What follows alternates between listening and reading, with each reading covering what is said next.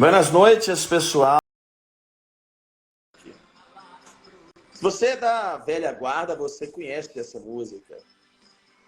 Sou um milagre do Voz da Verdade. Boa noite, você possa encaminhar essa live para as pessoas. Boa noite, Fabrícia. Boa noite, Ângela. Boa noite, Elô.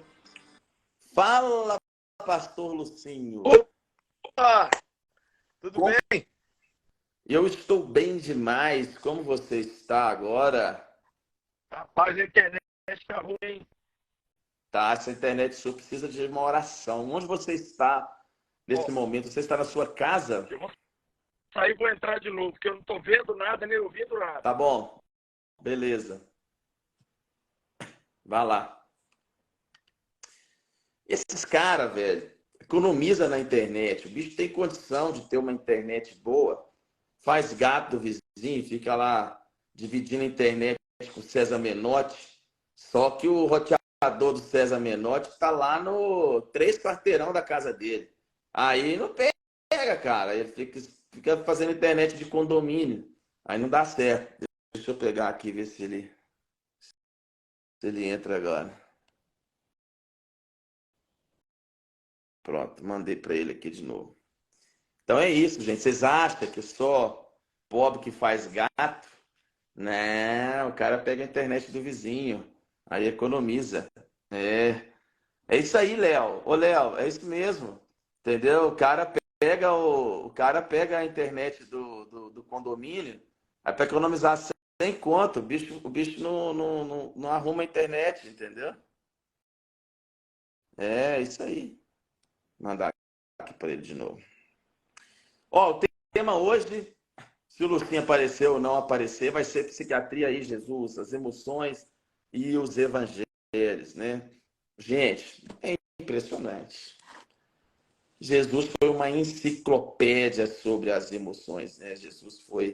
Zerou tudo sobre as emoções, né? Jesus foi a personificação do cuidado. Jesus amou as pessoas de uma maneira muito grande. Ô, Lucinho, Meu amigo, tô te vendo. rapaz, continuo não vendo nada. Meu Deus do céu. É porque vai ser bem essa live. Coloca no, Jesus. coloca no 4G. Ou sai da internet do César Menotti, que você tá catando a internet do cara, velho. O cara mora 3 quarteirão da sua casa, usa a sua internet aí, ô miserável, entendeu? Eu estou no 4G, mas não... só o sangue de Jesus. Vamos lá. Misericórdia. Essa Deixa eu ver se... internet está precisando do livro Jesus, ó. Sua internet tá precisando, sabe de quê, ô Lucinho? Sua internet tá precisando de uma força. Cadê a Paty? A Paty tá Vai bem? sair e voltar. Aguenta aí. Não, vai lá. Qualquer coisa você põe na outra. Vamos lá, deixa o Lucinho entrar aí. Então, eu estava falando aqui sobre psiquiatria e Jesus. Vai ser o tema do Lucinho hoje, porque o Lucinho tem muita história para contar também sobre este tema, que é um tema tão precioso. Mas vamos lá, fazer aqui as minhas propagandas enquanto isso, para depois não precisar ficar fazendo muito. Se você está por aqui no Instagram, toda terça-feira à noite tem live, né? Exceto quando não tiver jogo do Cruzeiro. Então, toda terça-feira à noite tem live. E esses meses em especial, estou fazendo umas lives sobre os evangelhos e as emoções. Então, é uma fase mais focada nisso. Só texto dos evangelhos. Que eu acho que Jesus tem que ser... A gente tem que falar mais sobre as emoções de Jesus. Então, se você não assiste, você não está assistindo, pode assistir que terça-feira eu coloco. Na próxima terça-feira, vai ser... Beleza? Rapaz, continuo sem entender nada, sem ver nada. Deixa eu ver. Sangue de Jesus na internet. Eu estou até te vendo e estou te ouvindo. Eu não sei se você... Eu não sei se Eu não tô... se o pessoal está. Deixa eu ver aqui se é a minha. Você consegue me ver? Vai dar certo. Em nome de Jesus, vai dar certo. Espera aí. Tá bom, vai lá. Daqui a pouco ele volta. Então, se você não está habituado às terças-feiras à noite, tenho deixado essas lives salvas, porque acho que a galera está muito preocupada. E a gente tem que falar de emoções, gente. Assim, o negócio está muito complicado. O negócio está bravo, assim. Eu já achei que tinha visto de tudo nessa vida, mas nos últimos 6 meses a coisa está complicadíssima para a gente no consultório. A gente teve a pandemia, aquele ápice, as pessoas aparentemente melhoraram, mas agora de 6 meses para cá, de janeiro para cá, espiritualmente as coisas pioraram demais da conta. Essas pessoas estão muito mais doentes, muito mais adoecidas, muito mais angustiadas. Eu confesso para vocês que eu não tenho explicação razoável para isso, não sei o que está acontecendo, mas o pós-pandemia veio com força agora para a gente depois agora de janeiro para cá. Agora foi. Eu estava falando aquilo, assim, sabe o que é? Você fica usando a internet do César Menotti para economizar 100 conto, velho. Só que o cara mora 3 quarteirão da sua casa, velho. Pô, você larga de ser miserável, entendeu? O cara, na verdade, ele é meu vizinho de fundo aqui, ó. Pois é, eu sei, eu tô enchendo o saco, porque eu sei que ele é seu vizinho. Aí você não paga a internet, fica usando a internet dele, aí na hora que vocês dois começam a olhar, o negócio começa a complicar. Mas eu tava falando aqui, cara, a gente brincando assim, mas o negócio tá feio, porque ano passado a gente na psiquiatria tinha tido um refresco, mas esse ano veio com tudo, cara. Assim, a coisa piorou tudo de novo. Na hora que chegou ali para julho de 2022 a dezembro, falei, pô, o povo tá melhorando, as coisas estão voltando e tal. Mas assim, de janeiro para cá, olha, vou te dizer uma coisa, viu? O pessoal voltou a ficar grave, voltou a ficar mal, voltou a ficar doente, voltou a ficar muito sem esperança. As coisas realmente não estão fáceis, não. Não sei se você está percebendo isso. E eu acho que não é só uma questão médica, não, espiritual mesmo, sabe? A situação está brava. Percebo isso, sim. E eu tenho visto que isso ainda é pós-pandêmico, ainda é igual um tsunami que passa, ele deixa uma lama e nós estamos vivendo meio que essa lama. E onde eu tenho ido, inclusive eu tenho feito uma coisa que é... Eu tenho repregado o evangelho. Deus tem me incomodado muito assim. Pregue de novo os princípios fundamentais da palavra. Por quê? A desconstrução foi tão grande, o desmonte das emoções foi tão grande, que as pessoas estão precisando hoje de ouvir o beabá de novo. Então, por exemplo, eu estou pregando sobre identidade, sobre fé em Deus, sobre Deus é amor. As pessoas estão duvidando de coisas básicas, como, por exemplo, a bondade de Deus. Será que Deus é bom? E se você não tem certeza que Deus é bom, tudo desmorona ao seu redor. E as pessoas estão com essa dúvida. Será que Deus é bom mesmo? Eu concordo com você. Eu tenho atendido os pacientes. Como o sofrimento chegou muito perto, o luto, a dor, a crise financeira, as pessoas estão questionando. Eu concordo contigo. A soberania de Deus, elas questionam se Deus escuta orações, elas escutam que, principalmente a galera que foi muito refém da teologia da prosperidade, esses evangelhos da autoajuda. Deus não funciona para mim, Deus tem filhos prediletos, Deus ama um mais do que o outro. Então, assim, são pilares de fé que estão sendo realmente questionados. Eu acho bacana você falar sobre isso, né? Porque isso é uma coisa interessante, cara. Isso afeta a saúde mental. Veja bem, se você tem uma fé desequilibrada, se você vive um evangelho ruim, né? Se você não tem um Deus que te ama, um Deus que te escuta, se você não crê que Deus governa o universo, não precisa ser calvinista para acreditar nisso. Se você não quer que Deus tenha um controle da situação, que ele levanta rei, que ele destrona rei, que ele escuta suas orações, cara, a fé, ela não te traz vida abundante. Ela vira até uma coisa pior, ela te castra na sua vida pessoal e ela te adoece mais. Então, assim, eu acho bacana você falar isso, porque de pregar o básico, porque as pessoas estão precisando. Você vê, sábado eu fui pregar numa igreja, cara, eu fiz um apelo pesado no final, eu chamei na frente quem estava querendo morrer, quem estava querendo se suicidar. Cara, tinha umas 500 pessoas na igreja. Umas 50 pessoas foi na frente, cara. Ou seja, 10% da galera que estava presente na igreja foi lá na frente para receber oração. E não foi aquela oração assim, tipo, vem aqui quem está triste. Se eu tivesse feito essa oração, quem está desanimado, acho que todo mundo. Mas assim, ou seja, a situação está apertada, né? Não sei se nas suas pregações aí, você que prega muito para jovens, você está vendo isso também, assim, a galera Eu quebrando? fiz a mesma coisa que você falou aí numa igreja, em Belém. Eu falei, quem está querendo morrer, vem aqui na frente. O altar lotou de gente. Eu não sei dizer quantas pessoas, mas eu falei assim, eu quero que venha quem está planejando o seu suicídio. Essas pessoas, porque eu falei que eu cheguei a planejar meu suicídio. Eu contei de quando eu perdi minha mãe, caminhos que isso me levou, a minha desesperança. E aí eu contei isso, falei assim, se você está aqui hoje e está nessa também, eu quero que você venha aqui na frente. Então, isso é muito chocante, porque são pessoas que estão dentro da igreja. A gente cresceu num evangelho, batia no peito e falava assim, no meio evangélico não há suicídio, no Não meio tem evangélico depressão. são. Olha a diferença entre o crente e o não crente, É, mas se bobear, o que foi a questão principalmente dos neopentecostais, eles, eles ficam mais bugados e parece que a dor deles é maior, porque a ideia que eles têm é que tinha que ter feito. Deus tinha que ter feito. é. E se fez, é porque o não cristão ele fala assim, eu não estou bem com Deus mesmo, se lasque lá. Não, e o não cristão, é o que a Bíblia diz, ele é mais ágil na sua geração do que os filhos da luz. Se ele está mal, ele vai lá e faz terapia, toma remédio e ele se vira. É. E o crente não, cara, ele fica perdido nesse universo aí, né, de religiosidade, então, Não, de que ele... Ismael, que ele precisa, que ele está doente nas emoções, isso aí já é uma coisa assim, já é 80% da cura. 80%. É, É uma coisa que você fala sempre que eu gosto.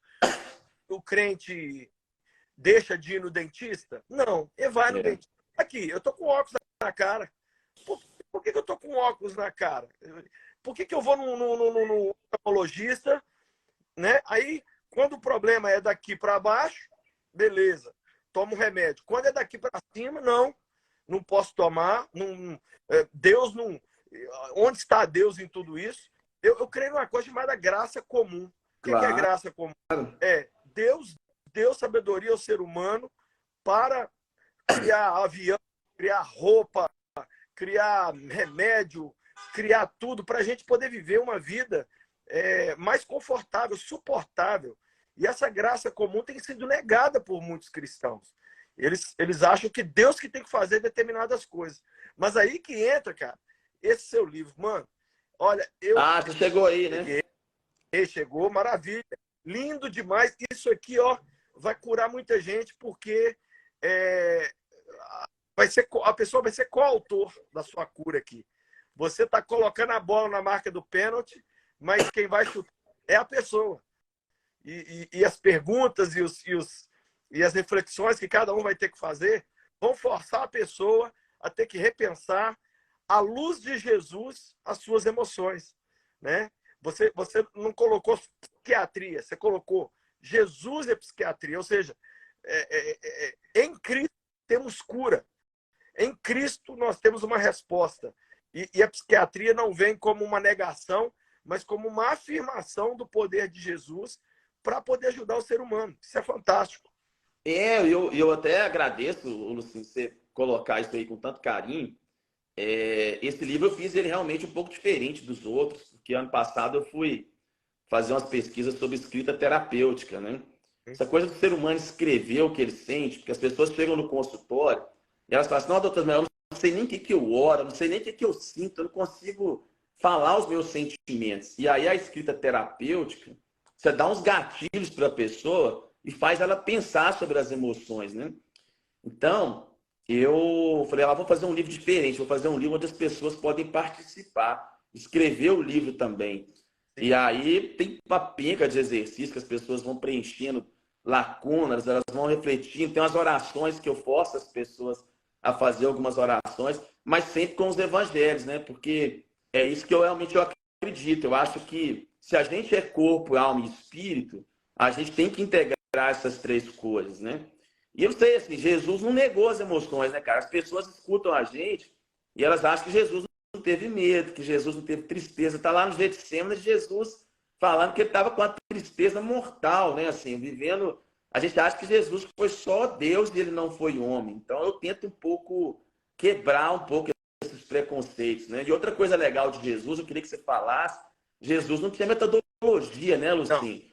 Uns ele expulsava o demônio, que era espiritual. Quando era espiritual, ele expulsava o demônio. Mas, por exemplo, lá com a samaritana, ele não expulsa o demônio dela. Ele cura ela conversando, ele vai ali fazendo uma análise com ela, ele vai ali batendo um papo com ela. Então, eu acho isso muito bacana em Jesus, né? Você pega os cegos. Jesus curou uns 5 ou 6 cegos. Todos diferentes. Teve um que caiu no chão, fez lama, rapaz, passou no olho do cara. Você imagina que método, assim, tão abrupto da pessoa de repente sentir uma meleca, mas eu acho que isso fala da qualidade nossa. Jesus não padroniza o ser humano e fala assim, todo mundo é igual. Não, ele é o Lúcio, eu vou tratar o Lúcio assim. É o Ismael já é outro jeito. É o fulano, nós somos peças únicas. E ao sermos únicos, Cristo nos trata de forma única. E isso é maravilhoso. Uma coisa que eu percebo em todas as análises de Jesus, principalmente nos encontros dele com o indivíduo, é que ele conduzia a conversa, que é o que você faz aqui no livro. Por exemplo, o encontro de Jesus com Nicodemos. Nicodemos vira para Jesus e fala assim, tu és mestre em Israel, porque ninguém pode fazer o que tu fazes se Deus não estiver contigo. A resposta de Jesus é assim, ó, você tem que nascer de novo. Nada a ver. Jesus busca o assunto, ele traz para aquilo que ele quer. Ele fala assim, deixa eu já tocar no ponto que esse cara está precisando aqui, porque ele é mestre em Israel, mas ele não sabe o básico. Então, é assim comigo, é assim com cada um de nós. A gente tem que escondê-lo, sim, por trás da religião. Você citou essa passagem aí, tem uma até que eu coloquei no livro, que eu acho uma das mais maneiras, é a da mulher samaritana. Que Jesus vem e fala com ela, chama teu marido, ou seja, vamos conversar um pouquinho sobre essa questão afetiva, existencial, essa busca sua aí nos relacionamentos. Ela fala aí, ó, não tenho marido. Aí, de repente, ela muda a conversa, olha, os meus pais adoraram nesse monte e tal, e não sei o quê. Ou seja, quando Jesus toca ali na ferida dela, ela vai e mete uma teologia no meio do negócio, assim, um assunto espiritual. E eu acho que isso é muito a ver com a nossa... Eu até fiz questão de colocar isso no livro, muito a ver com a nossa vida cristã, né? Sim. A gente, quando começa a colocar, a mexer com as emoções, não sei se você percebe isso, a gente se fecha na religiosidade, cara. A gente começa a decorar um monte de clichê evangélico, um monte de palavra decorada, Jesus é alegria, euforia, crente não tem depressão, crente não tem ansiedade, eu tenho que determinar, eu tenho que gerar no mundo espiritual e tal. E aí a galera não é honesta com o que sente com Jesus, né? Então, assim, isso é muito comum, né? Você não vê isso, assim, a galera entra numa religiosidade e acha que consegue esconder de Deus o que está passando, o que está sentindo e tal. Eu chego no púlpito e conto que eu já tive 3 vezes. Eu vejo, Ismael, é tão nítido que eu tô falando assim, parece que eu dei um soco nas pessoas que elas fazem assim, ó. Elas ficam surpresas do simples citar isso, que as pessoas pensam, poxa, mas então, como se fosse assim, com que autoridade então que você está pregando? Mas, na verdade,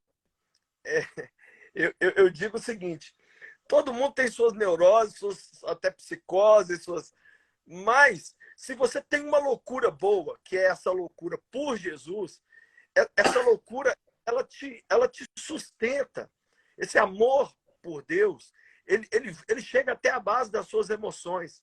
É verdade que o cristão sempre vai lutar enquanto estiver nesse mundo? Sempre vamos lutar. Mas eu creio que 50% da luta está vencida quando a gente sai da negação. É como diz a música lá, passar as evidências, enganando as aparências. Não, a gente tem que chegar e falar assim, eu não estou bem, eu sou de Jesus, eu não estou bem, mas eu vou procurar um socorro para mim, eu vou procurar ajuda profissional para mim, mas eu também vou procurar em Cristo rever minha fé, rever minha caminhada sem me demonizar, porque as pessoas vão para extremos. Hoje, Ismael, eu vejo que a sociedade é assim, ó, ou o povo é narcisista, ou o povo se vê como o lixo do universo. Não é nenhum nem outro. Ou às vezes nas emoções, assim, da própria igreja, ou espiritualiza tudo, isso, e coloca tudo no balaio de gato, é maldição familiar, é porque você não deu o dízimo semana passada, é o diabo, fizeram um trabalho para você, fizeram isso, aquilo.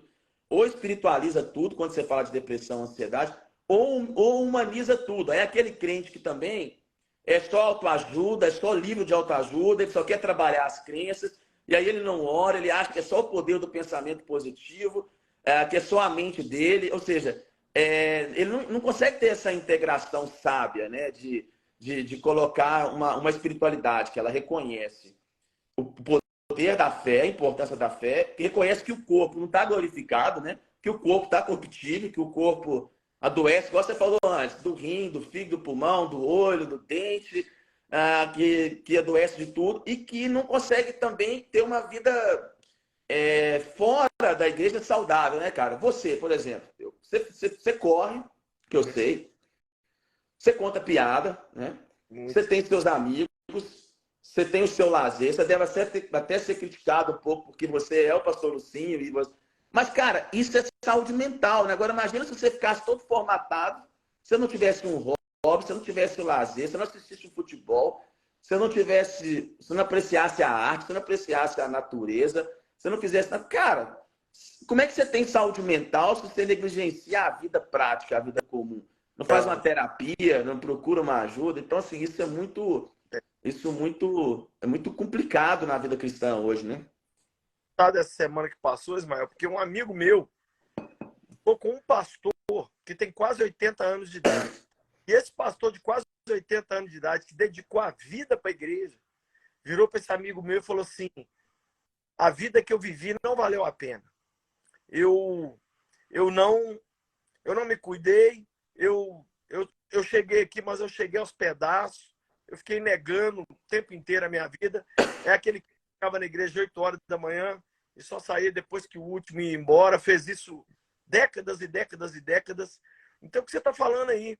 Ter um time para torcer, ter uma opinião política, falar de astronomia, de árvore, de Sim, passarinho, ter hobbies, jogar, ter lazer.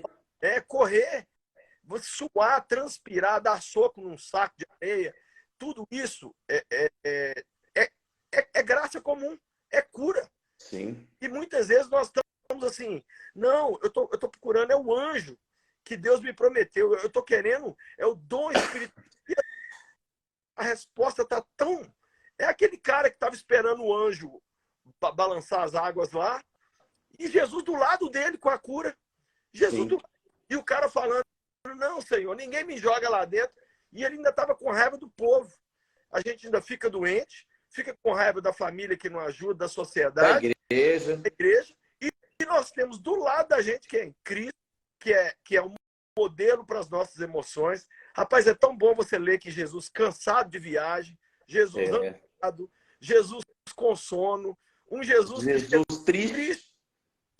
E no Getsemane até uma expressão forte, né? Minha alma está abatida numa tristeza mortal, cara. Assim, não é uma tristeza qualquer, é uma tristeza significativa, né? Pesada. E aí Hebreus diz uma coisa bacana, né? Nós não temos um sacerdote que ele é incapaz de entender os nossos BOs, porque naquilo que ele foi humano, ele sentiu tudo, cara. Então, assim, eu sempre falo com os pacientes aqui no consultório, às vezes, que até nisso é diferente. O diabo, ele conhece a natureza humana pela observação, cara. Então, ele vem observando o homem desde Adão e Eva. O diabo, ele é um analista, bem experiente, porque ele olha para você e ele sabe se você está perto de cair, o ponto de vai. Ele observa o caso clínico. Agora, Jesus não foi só uma observação. Jesus foi homem, né, cara? Ele teve um cérebro. Até coloca isso no livro, que as pessoas às vezes não pensam isso. Pô, Jesus teve um cérebro, cara.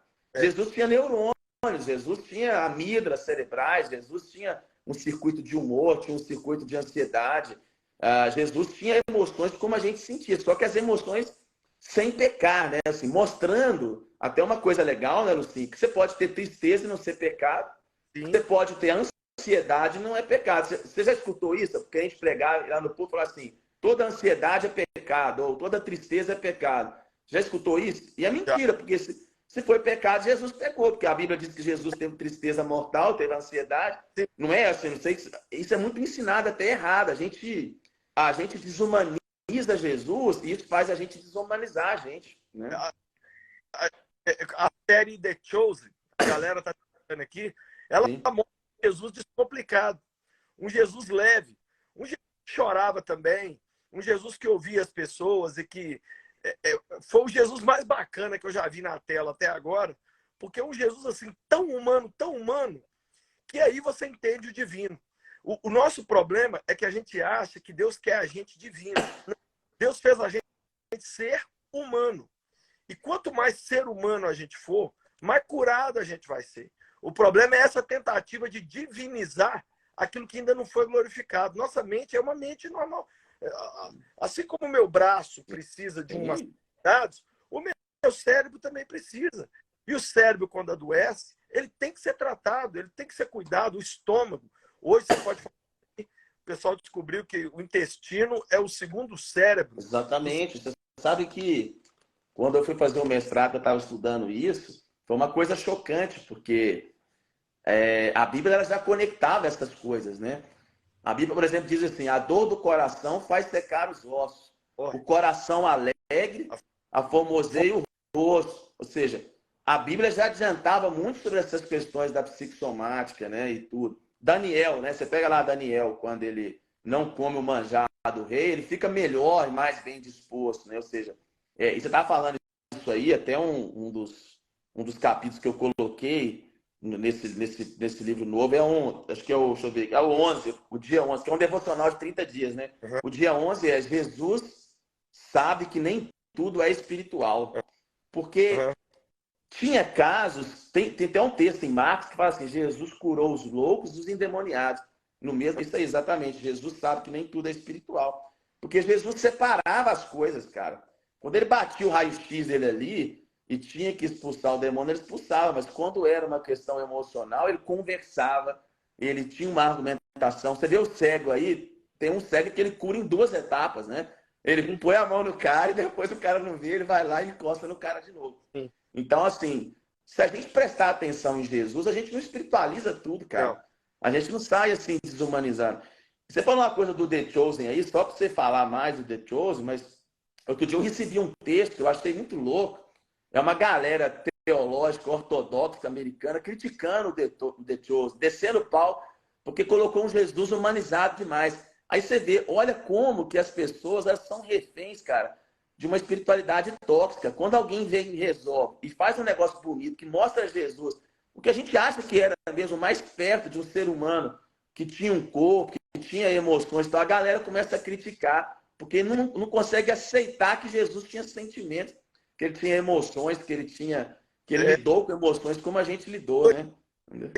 Eu estou lembrando de um texto, Jesus está pro alto do monte com os discípulos, a glória de Deus apareceu, Moisés e Elias apareceram, era glória pura, foi o culto mais top que já existiu. Os 3 mais desviados do culto era Pedro, João e Tiago. Aí ele desce no monte da transfiguração, levitando. Na hora que no pé do monte, ele encontrou 9 discípulos tentando expulsar o demônio de uma criança, ele não conseguia. Sim. Pegou e deu um grito, falou assim: até quando eu estarei com vocês e terei que suportar vocês? Então, eu vejo ali uma humanidade tão grande, né? Vamos dizer assim, um lado de Jesus explosivo. Na hora que ele pega um pote, entra no templo e sai batendo. Exatamente. Eu estou para dizer que o Jesus do The Chosen ainda não é tão humano quanto o Jesus real realmente foi. Ele foi demais. Então, assim, por isso que eu não gosto de ser fake. Por que tem muita gente que às vezes não gosta da gente? Porque a gente quer viver o mais perto do real possível. E o real machuca. Mas aí eles xingam a gente na internet, eles cancelam a gente, bate, tá, né? Eu vou agora pedir perdão às pessoas por ser alegre, por torcer pro meu time, por ter uma ideia política, por querer comer. Ó, o que eu estou fazendo agora? Eu cortei da minha vida, Ismael, toda comida inflamatória. Toda comida inflamatória. Eu sentei com a Paty e falei: Paty, nós vamos parar de comer esse bolo. Isso aqui tá cheio de açúcar e glúten. Nós vamos cortar isso aqui, isso aqui, isso aqui. Cortei um monte de coisa. E substituir por coisas saudáveis. Eu estou vendo o impacto assim, ó. Não, isso é fato. A gente até conversou numa outra live que a gente fez, né? Uhum. Antigamente a gente achava assim que o grosso dos quadros depressivos e ansiosos no consultório eram genéticos. E hoje a gente sabe que é a minoria. Hoje, mais ou menos 1/5 só dos quadros depressivos e ansiosos são genéticos, né? E a depressão e a ansiedade hoje, ela é muito mais uma doença inflamatória do que uma doença genética na maior parte dos pacientes. Aí, quando a gente fala de doença inflamatória, as pessoas pensam em inflamação aguda, Covid, virose e tal, mas na verdade não é. O estresse crônico, ele é a maior causa de doença psiquiátrica hoje. E as pessoas ignoram isso que você está falando. O estresse intestinal, porque as pesquisas mostram, isso aí é uma coisa que você falou que é interessante, até coloquei isso no livro também, sobre hábitos para a saúde mental, apesar de não ser o foco principal desse livro, porque o foco principal desse livro é Jesus e as emoções, mas tem várias pesquisas, Lucinho, que você pega uma população, foi feito um estudo na Austrália, muito bacana, eles pegaram 2 grupos de pacientes com depressão e fizeram um estudo chamado Smile, o título é Smile. Depois eu posto nas histórias aqui o link para quem quiser baixar, porque ele está de graça. Aí um grupo, eles pegaram e deram só antidepressivo para os caras. O outro grupo, eles colocaram a galera numa dieta mediterrânea. Dieta mediterrânea é mais difícil no Brasil, mas era assim, castanha, legume, fruta, oleaginosa e muito azeite, assim. Ela tem muito azeite e ela tem pouco carne vermelha. E aí, o que eles fizeram, cara? Eles aplicaram uma escala de depressão e ansiedade, fizeram os exames lá de sangue e tal, e aí eles mediram depois a resposta clínica desses pacientes depois de 12 semanas. O grupo que fez a dieta mediterrânea teve 32% mais resposta ao tratamento do que o grupo que só tomou antidepressiva. Aí tem uma série de questões, por exemplo, pacientes com alergia alimentar, que tem intolerância à lactose e glúten, eles se beneficiam. Quer ver uma coisa? Vou dar um exemplo aqui, muita gente não vai gostar, mas é um exemplo bom. Você sabe qual que é o maior estudo no mundo sobre o efeito do jejum na saúde? Qual? Com muçulmanos no Ramadã. É. Olha o que os caras fazem. Eles vão lá no Ramadã, pegam lá os muçulmanos, fala assim, cara, você quer participar de um estudo aqui clínico para a gente ver sobre a saúde do corpo? Aí o cara, beleza. Aí eles vão lá e tiram o exame de sangue da galera. Idosos, os marcadores de inflamação, interleucina 6, 9, TNF, não precisa guardar esses nomes não. E alguns eles fazem um exame de imagem da cabeça dos caras para ver regiões do cérebro relacionadas a estresse, a ansiedade e tal. O Ramadã são 30 dias. Então, o que os caras fazem? Eles fazem um jejum até o pôr do sol e comem um pouquinho lá no desjejum. No outro dia, começa de novo. E eles vão vendo. Cara, quando dá 30 dias, eles repetem os exames, a galera está muito menos inflamada, as toxinas do corpo estão muito mais baixas e etc e tal. Aí tu vira pro crente hoje e fala com ele que ele tem que jejuar.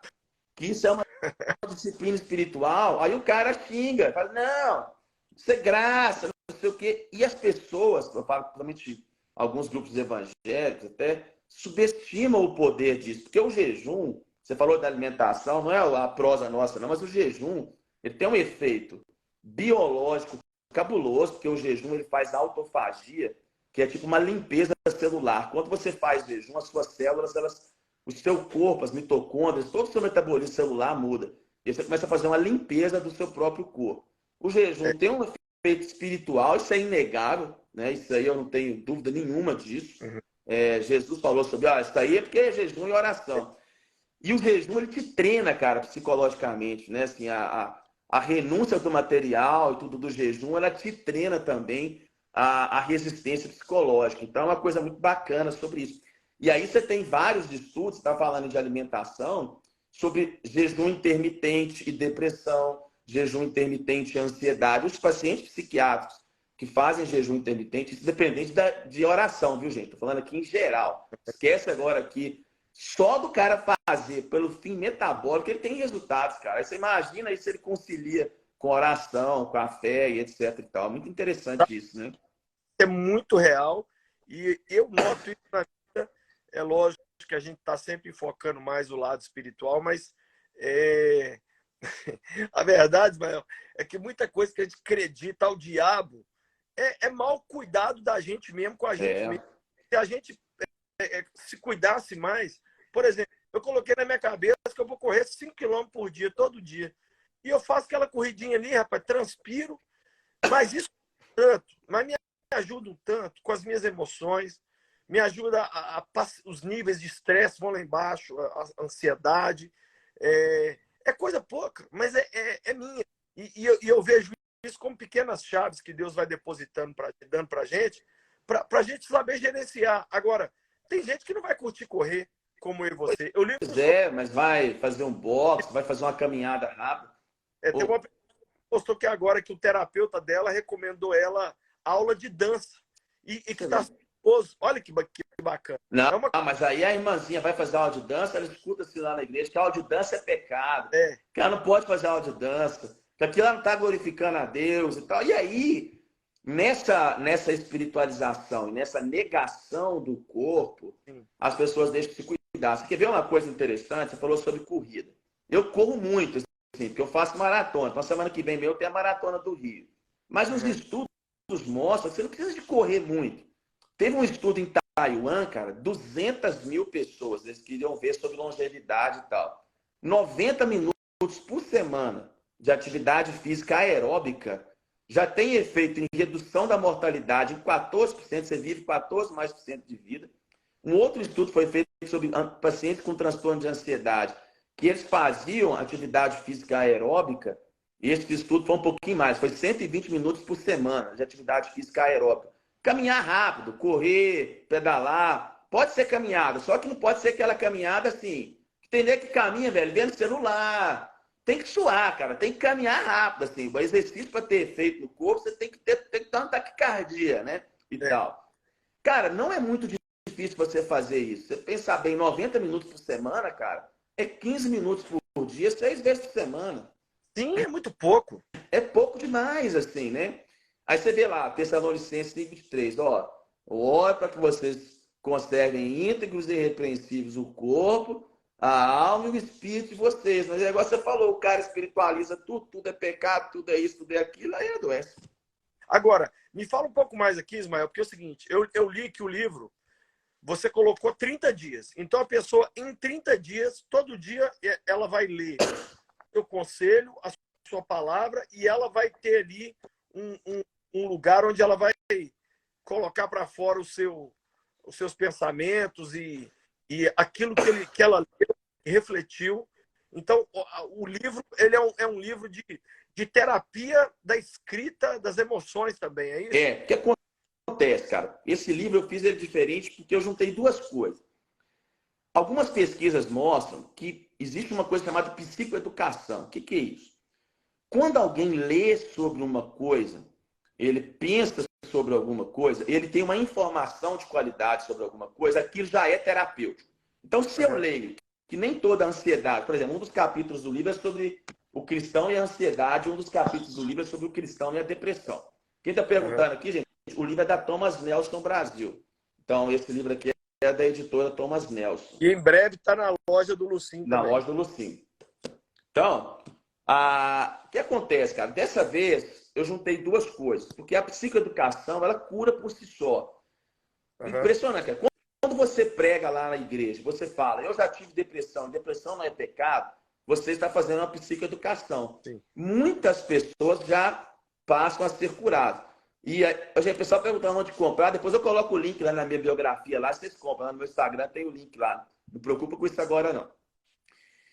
Agora, há uma psicoeducação que ela vai além, que é quando você coloca exercícios para as pessoas fazerem. Sim.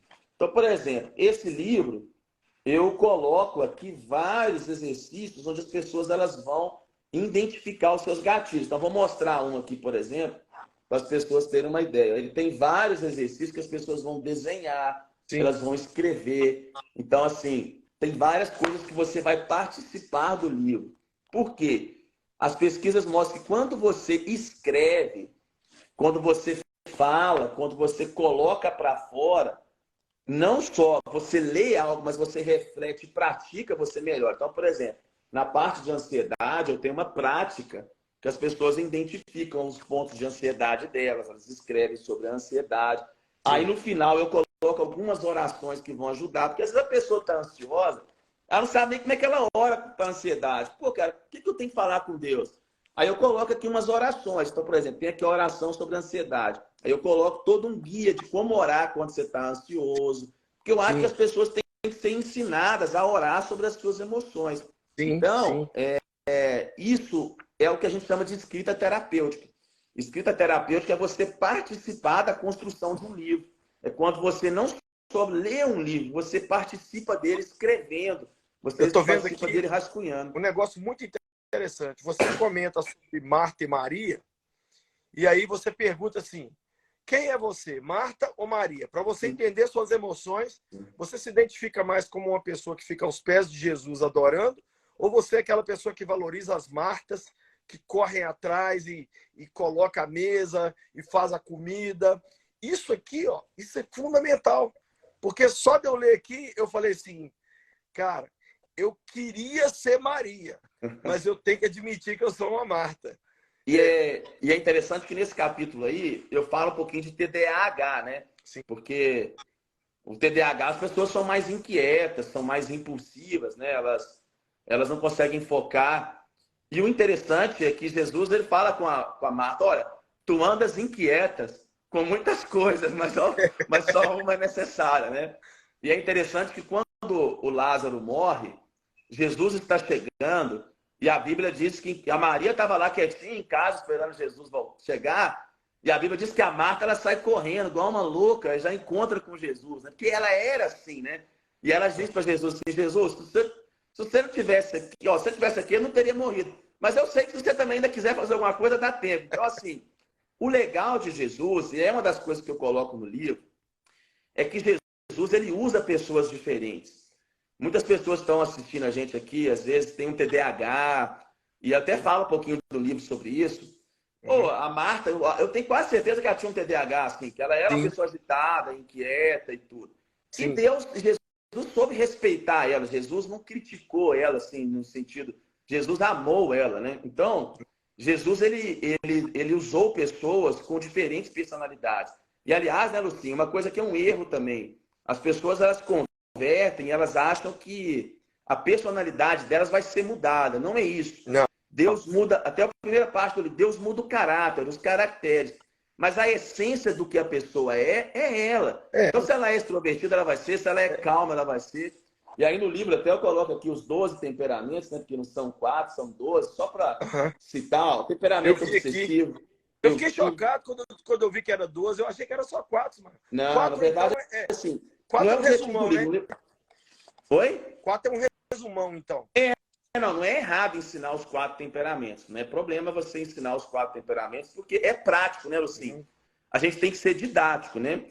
Mas aqui eu cito uma pesquisa que é de um profissional chamado Akiskel, que é um pesquisador de temperamento, e ele define 12 temperamentos. Então, obsessivo, eutímico, hipertímico, extrotímico, disfórico, volátil, depressivo, ansioso, apático, irritável, desinibido e eufórico. Então, assim, só para a gente, eu coloco isso aqui para a gente entender a complexidade que é o ser humano e como que Deus ele consegue transformar as pessoas. Então, assim, porque às vezes a gente fica querendo assim, Deus tem que me mudar todo para me usar. E Jesus não foi assim. Não. Olha Pedro, cara, como é que Deus usou ele? Pedro continua sendo impulsivo depois de convertido, depois de crente. Você vai lá em Atos, você vai ver as tretas dele lá, discutindo por causa de Barnabé. Os caras eram gente, velho. Eles eram humanos, né? A frase que eu gosto de falar é o seguinte: Deus não quer mudar seu jeito, Deus quer mudar seu gênio. Sim. Então assim, se eu gosto de futebol, igual hoje meu time vai jogar, eu já estou preocupado aqui, entendeu? Vai ter Copa do Brasil, é o meu jeito. Sim, Alguém vira para mim e fala assim: exatamente. pô, Lucinho, você tinha que estar preocupado com as almas que estão indo para o inferno. Eu tenho certeza absoluta, Ismael, que Jesus parava, tirava tempo para diversão. Com certeza. Ele não era esse cara neurado o tempo inteiro. Nossa, eu vou ter que morrer um dia na cruz. Nossa, como é que eu vou fazer? Ele não era assim. Então, eu acho que olhando para Cristo, a gente pode gerir nossas emoções de uma forma muito mais menos condenatória, mais suave. E se eu falo que a gente colocou a criança que está dentro da gente de castigo. Nós temos que tirar a criança que está dentro da gente do castigo. Que a gente se colocou de castigo. Não, você errou muito, cala sua boca, senta aí, a vida é dura, sofra, que a vida é sofrer mesmo.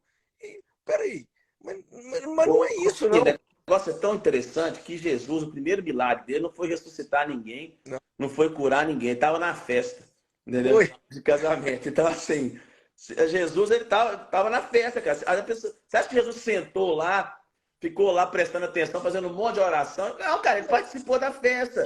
Ele estava com o pessoal, ele se alegrou, era amigo deles, entendeu? Então, Sim. assim, a gente tem uma visão muito distorcida. Por isso que eu acho assim, que resgatar essa coisa de Jesus e as emoções, e foi uma das coisas que eu fiz questão no livro, porque eu acho que isso é muito necessário para a gente tirar os pesos, cara. Assim, Sim, a gente tem que sim, se humanizar, cara. A gente tem que ver sim. assim, que Jesus ele não, ele não quis criar anjos, como você colocou. Ele não quis criar seres. A gente é humano, vai continuar sendo humano, e ele continua usando pessoas humanas. Não, eu vou mais longe. Jesus no céu hoje, isso aí todos os cristãos concordam com isso. Ele é homem. Lá no céu ele é todo Deus e todo homem. Ou seja, tem um homem assentado no trono no céu agora. É o homem perfeito Jesus. Ou seja, se ser humano fosse algo tão nojento, pecador, Cristo tinha largado. A Bíblia, inclusive, deixa claro que as marcas da cruz ele vai carregar pela eternidade. Pela eternidade. Ou seja, a gente precisa olhar para a gente hoje com um olhar menos bravo com a gente mesmo. Menos punitivo. E Jesus não desaprendeu no céu, né? Outro dia eu estava batendo papo com o paciente sobre Jesus, não desaprendeu o que é ser humano. Ele levou para o céu o que ele aprendeu aqui, né? A Bíblia diz até que Jesus aprendeu a obedecer pelas coisas que ele sofreu. Então, assim, Jesus, quando alguém com depressão e ansiedade ora, Jesus sabe que aquilo não é falta de fé, ele sabe que a pessoa ama ele sabe que aquela pessoa está lutando com um sentimento que é mais forte do que ela, ele sabe que a ansiedade que aquela pessoa está sentindo, uma crise de pânico, não é porque ela está em pecado, né? A pessoa dá uma crise de pânico, ela escuta assim, você está em pecado. Pô, Jesus olha lá de cima e sabe, pô, eu sei que isso é uma doença, que isso é um problema psiquiátrico, você precisa de ajuda. Jesus não está punindo ninguém porque tem uma crise de pânico, porque tem um sintoma depressivo. Mas muitas pessoas veem assim, né? Um Deus que ele não entende a vida emocional das pessoas, né, cara? Assim, as pessoas, elas começam a ver Jesus como... Não, Jesus não tem nada a ver com as minhas emoções, ele não entende nada das minhas emoções, ele não está nem aí das minhas emoções, né? Entra num outro assunto aqui que é o seguinte: muitas vezes o povo está assim porque o evangelho que foi pregado para eles é assim. É um evangelho muito triunfalista. É muito Disneylândia e pouco deserto. Mas não é assim a vida cristã. A vida cristã é uma caminhada do Egito para Canaã. Mas entre os dois tem um deserto. Né? E deserto não é de tudo ruim, não. Porque foi no deserto que foram registrados os maiores milagres de Deus. Foi no deserto. Foi no deserto que Deus fez coisas assim fantásticas. Então, a gente pode hoje ser 100% humano e amar o ser humano. Uma coisa que eu tenho aprendido muito, Ismael, é ter empatia com a dor do outro. É olhar para o outro sem pensar nada, sem pré-julgamento nenhum. Não ficar tentando, porque hoje crente tem isso. Ai, será que isso é macumba? Será que isso é hereditário? Será que é amarrar meu nome na boca do sapo? Ou cai naquele evangelho coaching, né, cara? Meio que você tá falando aí, muito da autoajuda, dos mantras, das crenças. Daí falta o Espírito Santo, falta o amor, falta a graça. Aí a gente começa a dizer assim, você tá assim porque você quer, porque é uma questão de escolha, ou porque você não está elaborando. E a gente não sabe nem um terço da vida do cara, velho. A gente não sabe os traumas que já teve, a gente não sabe a história de vida. Você vê, né, que Jesus, algumas passagens, a Bíblia fala que Jesus ele se lançava em compaixão. Então, Jesus era o próprio compaixão encarnada, cara. Jesus ele era movido por compaixão. Então as pessoas às vezes elas julgam os outros porque elas não sabem nem um pouco da história de vida delas, né? Assim, elas não têm a mínima noção do que está acontecendo. E olha só que Jesus ele não criticou o pecador ali. Ele detonava os fariseus, velho, que os caras colocavam peso nos caras. E ele disse para os fariseus, vocês são terríveis, porque vocês não estão dentro e atrapalham quem quer entrar. E vocês colocam um peso nas pessoas que vocês não carregam eles nem de leve. Então, assim, quando a gente vende uma fé inacessível, quando a gente coloca isso, a gente é um fariseu do nosso tempo, cara. A gente está julgando as pessoas. E isso é terrível para a saúde mental das pessoas. Um tiquinho de compaixão, a gente já curava 80% dos problemas, cara. Já curava. Você tem uma noção, Ismael, de quantas pessoas já passaram no seu gabinete, no seu consultório? Cara, eu tenho que. Eu já usei 2 sistemas na vida. O sistema que eu estou hoje, que eu tenho mais tempo, eu tenho 18 mil pessoas cadastradas. O outro deve ter mais umas 6 mil pessoas. Eu acho que umas 25 mil pessoas aqui. Os do SUS eu não tenho acesso. Cara, mas acho que arredondando aí, umas 35 mil pessoas, se somar os SUS, eu já devo ter tratado na vida. Entendeu? 35 É. mil pessoas. Então, assim, gente, agora deixa eu falar. Esse livro e o Dr. Ismael tem feito diferença na minha vida, na minha família. O tanto de amigo meu que eu já indiquei para não só ler os livros do Dr. Ismael, tem um outro também, A Procura da Felicidade, Depressão, que todo tudo que cristão todo precisa cristão saber. precisa saber. Tem eles todos na minha loja virtual, porque... E esse que chegou aqui agora, gente, ele conseguiu colocar 2 temas que são quase antagônicos. Falar de Jesus e falar de psiquiatria são 2 tabus por si só. Mas o livro, ele é um livro que vai te ajudar demais da conta. Ele vai colocar o link aí, porque o livro foi lançado pela Thomas Nelson, né? Inclusive, ainda não tem na minha loja, na verdade, está chegando, Ismael, que a Thomas Nelson está mandando para a gente. Mas quem fizer a caminhada de 30 dias com esse livro aqui, com certeza vai ser um gestor muito melhor das suas emoções e vai ser uma pessoa que vai parecer mais com Jesus. Não é esse o objetivo, Ismael? É uma Exatamente. pessoa que tem umas emoções... Entender as suas emoções com o olhar de Jesus. Sim. E olhar para os outros com o olhar de Jesus também. Então, não é um livro só para quem está doente. Você quer ajudar a fazer um grupo de estudos, como é 30 dias, se tem alguém que está precisando, você pode comprar. Sim. E eu vou postar, o link já está lá no meu Instagram, depois quem quiser pode ir lá pelo meu Instagram comprar. Mas eu queria te agradecer, porque a gente está no final. Pastor Lucinho sempre me abençoa com essas oportunidades de falar sobre isso. Que isso. Entendeu? Você que me abençoa. E agradecer muito pela sua vida, porque são poucos os pastores que falam de saúde mental tão abertamente. E eu não falo só nas lives, que eu já te vi pregando e você fala no púlpito dos seus BOs, dos seus dilemas, das suas loucuras. Sim. E eu acho isso muito bacana, porque a gente precisa realmente de tratar isso. Então, que você siga fazendo e pregando um evangelho que seja acessível. Um louco por Jesus tratado, né? Um louco por Jesus tratado, em nome de Jesus, isso. Né? Mas obrigado. Exatamente. E aí o livro está lá, quem quiser está na minha biografia. E que Deus abençoe, pastor Lucinho. Quer falar alguma coisa final aí? Eu só quero dizer para o pessoal o seguinte: se trate, se ame e procure ajuda, gente. Não fica sofrendo sozinho, não. A maior besteira que a pessoa faz é a mesma coisa de um celular, tá vendo? Imagine se um celular não tivesse o cabo para carregar ele. Ele uma hora ia simplesmente pifar. Então procure ajuda, você vai ver que existe ajuda disponível e a gente pode ser curado, transformado. E esse livro Psiquiatria e Jesus vai ser parte dessa transformação das emoções aí em 30 dias. Amém. Que Deus abençoe. Obrigado, Lucinho. Manda um abraço para Obrigado a você. Para todo mundo aí. Um abraço. Tchau. Beijo. Com Deus.